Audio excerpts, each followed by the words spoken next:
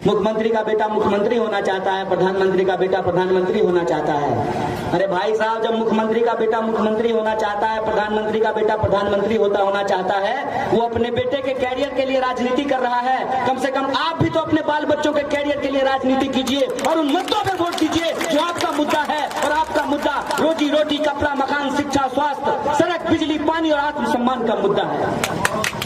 ये सवाल हम लोगों को सोचना पड़ेगा। ये सोचना पड़ेगा कि किसी को हरा देने से हम नहीं जीतने वाले हैं। हमारे जीतने का एक रास्ता है, एक मंत्र है, वो ये है कि अगर हमारा मुद्दा जीतेगा तब हम जीतेंगे।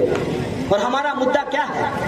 हमारा मुद्दा ये है कि अगर हमारा बाप मजदूरी करता है फैक्ट्रियों में तो उसको न्यूनतम मजदूरी मिलनी चाहिए।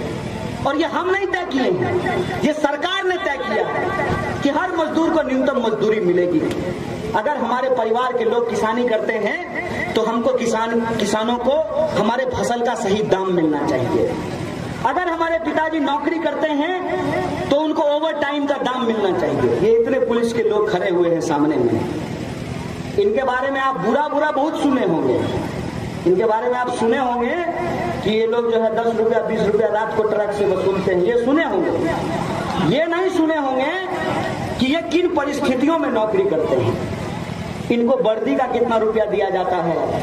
कोई लावारिस लाश जो पाई जाती है, उस लावारिस लाश को जलाने के लिए कितना रुपया दिया जाता है। कभी थाना प्रभारी से ये भी जाकर के बात कीजिएगा कि ये सिस्टम चल कैसे रहा है।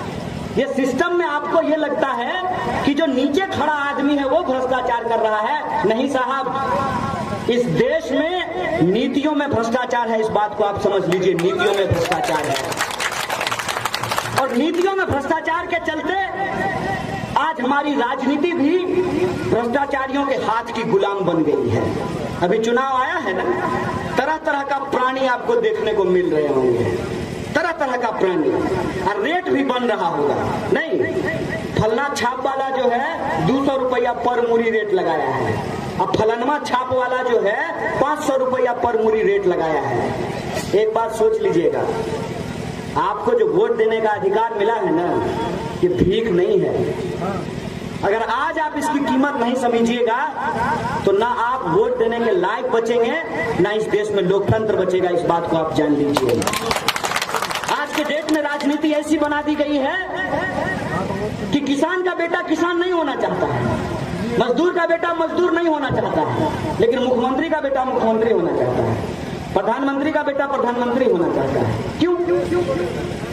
जो हमारा सेवक बन करके आता है हमारे पास चुनाव से पहले, हाथ जोड़ करके, छोड़ दीजिए एमएलए बनने की बात और एमपी बनने की बात, मुखिया बन जाने के बाद ही वो बुलेट से सीधे फॉर्च्यूनर पे पहुंच जाता है। आप तो नहीं पहुंच पा रहे हैं बुलेट से फॉर्च्यूनर पे। ये कौन सी ऐसी तरकीब है? आपके पास तो ये तरकीब नहीं है। नोटबंदी के बाद इस देश में उद्योग धंधों को नुकसान हुआ और अमित शाह के बेटे को 16,000 गुना मुनाफा हुआ। ये मंत्र देश को बता देते, देश की बाकी जनता भी अपना मुनाफा करा लेती है, क्योंकि आपका ही खून चूस करके उनका तिजोरी भरा जाता है जनाब। इसीलिए मंत्र जो है आपको नहीं सिखाया जा सकता है। घोड़ा घास से दोस्ती कर लेगा तो खाएगा क्या? नेता अगर सच बोल देगा, जनता को सच बता देगा, तो फिर ठगेगा किसको, बेवकूफ किसको बनाएगा। लेकिन हम लोगों को समझना चाहिए, और मैं आपका शुक्रगुजार हूं कि आपके मेहनत के पैसे से, जो आप मजदूरी करते हैं, जो आप किसानी करते हैं, जो आप सरकार को टैक्स देते हैं, नमक का पैकेट खरीदने के लिए जाइएगा तो कल पढ़िएगा, उस पर लिखा रहता है इंक्लूसिव ऑफ ऑल टैक्सेस। नमक से लेकर के कलम तक, डीजल से लेकर पेट्रोल तक, हर चीज में जो आप टैक्स देते हैं, उस टैक्स के पैसे से इन पुलिस वालों को वेतन भी मिलता है और हमारे जैसे कमजोर परिवार के बच्चे, उनको पढ़ने के जो यूनिवर्सिटी है उसके टीचर को तनख्वाह भी मिलता है। अगर सरकारी यूनिवर्सिटी नहीं होती तो हम लोग पढ़ नहीं पाते, और जब हमने पढ़ाई की है आपके पैसे से, दरअसल में हम आपके नमक के कर्जदार हैं। हम आपका का नमक खाए हैं, इसीलिए हम आपके साथ नमक हलाली करने के लिए आए हैं। ये देश के जो नेता हैं, ये देश के पूंजीपतियों का पैसा खाए हैं, इसीलिए आपके साथ नमक हरामी कर रहे हैं। इस बात को आप समझिए। और जो यूनिवर्सिटी में हम लोग पढ़े और सीखे हैं कि अगर इस देश को बचाना है तो जमहूरियत को बचाना होगा।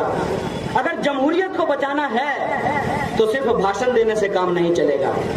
दिल्ली और बंबई का जो आराम तलब जिंदगी है, उस आराम तलब जिंदगी को छोड़कर बिहार की सड़कों में, गलियों में, कूचों में घूमकर जो हमारी माँ बहनों की समस्याएं हैं, जो हमारे बड़े बुजुर्गों की समस्याएं हैं, जो हमारे नौजवानों का सवाल है, उन सवालों पे हमको एकजुट होना पड़ेगा। और याद रखना पड़ेगा कि दुनिया में जब भी कोई तानाशाही व्यवस्था आती है तो वो सिर्फ चुनावों से नहीं हारती है। जनता सड़कों पे निकल करके कहती है सिंहासन ख्याली करो की जनता आती है। इन मूल्यों के साथ सामाजिक आंदोलन करने का जरूरत पड़ता है, राजनीतिक चेतना को आगे बढ़ाने का जरूरत पड़ता है। के लिए सही राजनीति की शुरुआत कैसे हो, किस तरीके से उसको आगे बढ़ाया जाए, किस तरीके से धन बल और बाहुबल ने हमारे लोकतंत्र को अपने घर की और तिजोरी के जो गिरवी बना रखी है, उससे इस लोकतंत्र को मुक्त कैसे कराया जाए। हमको जो आजादी मिली है, अभी कुछ देर पहले हमारे साथी कह रहे थे हमें चाहिए आजादी। आप में से बहुत सारे लोग सोच रहे होंगे कि आजादी तो 1947 में ही मिल गई। एक बार हमको एक पत्रकार ने पूछा कि किस चीज से आजादी चाहिए, आजादी तो 1947 में ही मिल गई। तो हमने कहा कि आपके जन्म लेने से पहले आपके दादाजी ने घर बना दिया था, तो क्या आप उस घर में झाड़ू नहीं लगाते हैं? अभी दिवाली आएगा तो उसमें चूना लगवाएंगे कि नहीं लगवाएंगे? ईद आएगा तो उसको सजाएंगे कि नहीं सजाएंगे? बाप दादा घर बना करके चले गए तो उसमें झाड़ू ना लगाएं?